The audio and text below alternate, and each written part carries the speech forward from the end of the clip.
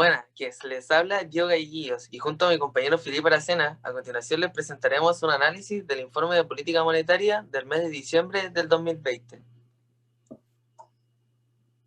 ¿Qué es el IPOM? El IPOM es un informe que se publica 4 veces al año, en marzo, junio, septiembre y diciembre.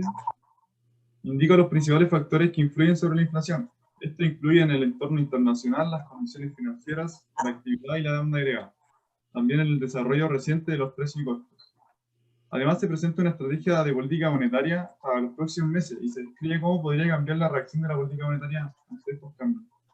Por otro lado, incluye consideraciones detalladas sobre temas relevantes para la evaluación de la inflación y de la actual política monetaria.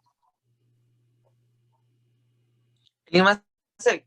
El IMASEC es el índice mensual de actividad económica, el cual es elaborado por el Banco Central, y este realiza una estimación que resume la actividad de los distintos sectores de la economía en un determinado mes.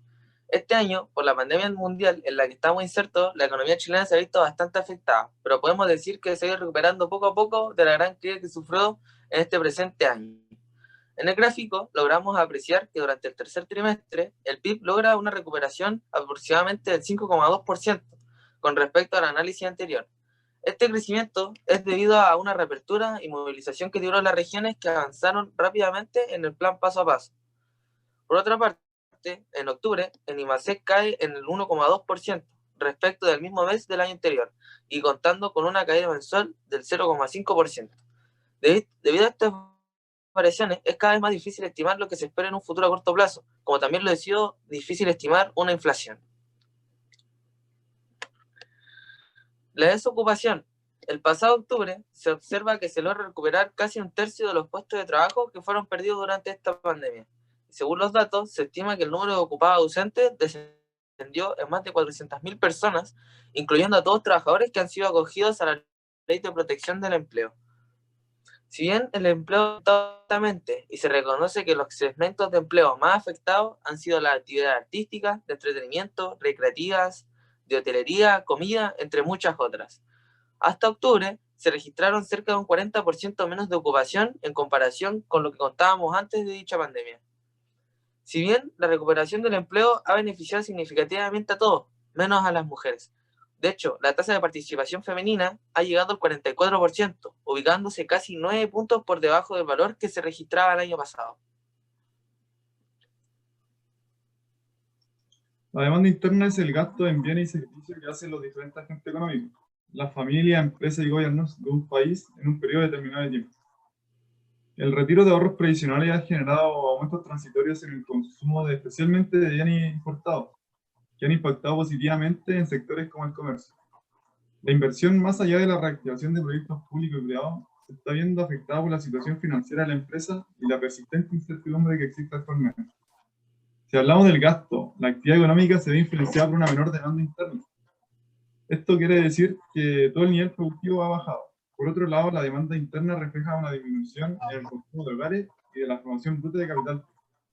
En cuanto al gasto, el escenario central contempla que el consumo se ve impulsado por la regulación del ingreso del trabajo, las transferencias gubernamentales y los ya mencionados retiros de una parte de los ahorros previsionales. Sobre esto último, las proyecciones consideran que sus mayores efectos serán registrados a finales de este año y en la primera parte del próximo año, y seguirá concentrado en principalmente los bienes. En conclusión, el retroceso del consumo y de la inversión son quienes explican el resultado de la actual demanda.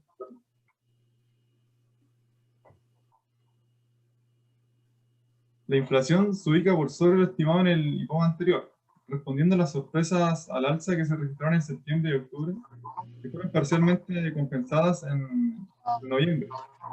En este periodo, varios precios tuvieron movimientos importantes, destacando los bienes que fueron altamente demandados, tras el shock al consumo que provocó el retiro de los ahorros previsionales. Esto se dio en un contexto en que la respuesta de la oferta está limitada en el corto plazo. La proyección considera que el IPC oscilará en torno al 3% anual por varios trimestres, consolidándose su convergencia a la meta solo hacia el 2022. Esto contempla que los efectos del retiro de los ahorros previsionales sobre la inflación se irán diluyendo en medida que la reposición de los stocks normalice la oferta de bienes y que la oferta de servicios aumente de forma gradual. El escenario internacional. Si bien la economía mundial ha logrado seguir recuperándose lentamente, con indicadores de actividad y demanda del tercer trimestre que dan cuenta de un repunte muy importante en bastantes países. Por otro lado, el buen desempeño del comercio de ventas minoristas superaron todo nivel pre-pandemia en muchas economías, contrastando con los servicios que requieren de mayor interacción personal. Estos, sin embargo, permanecen en niveles aún muy por debajo de los que estaban a principios de año.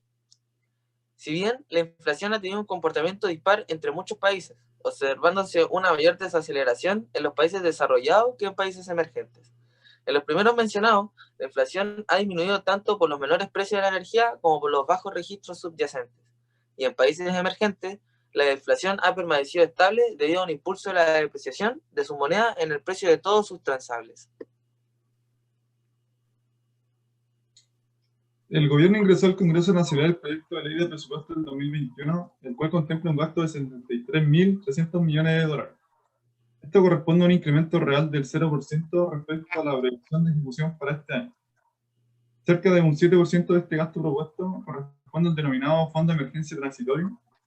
También hay un énfasis en la inversión pública, la que tendrá una expansión de más del 14%, luego de contraerse en casi un 10% este 2020. Con ello, el déficit público retrocedería hasta un 4,3% del PIB, en tanto que la deuda bruta subiría hasta más de un 36% del PIB, es la mayor cifra desde 1991.